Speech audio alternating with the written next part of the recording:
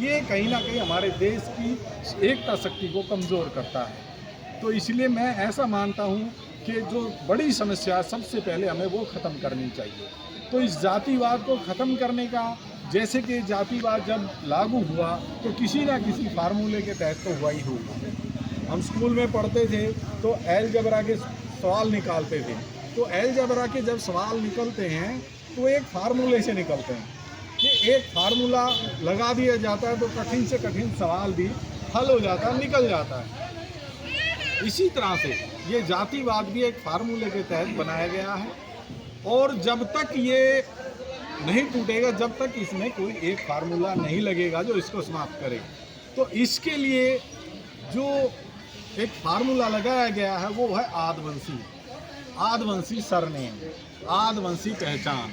मुझे ऐसा लगता है कि इस देश में जो अनेक लोगों की जो जातिवादी जो पहचानें हैं, जो हमारे चेहरे पर चिपकी रहती हैं, जो इस तरह से चिपकी रहती हैं कि हमारे देश का राष्ट्रपति भी अगर मंदिर में जाता है तो उसे बाहर कर दिया जाता है।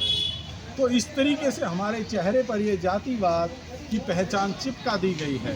तो अलग अलग जो पहचाने वो हमें अलग अलग तरीके से, उसी तरीके से जातिवादी दृष्टि से, जातिवादी चश्मे से देखकर हमारे साथ वैसा ही व्यवहार होता है। तो मुझे ये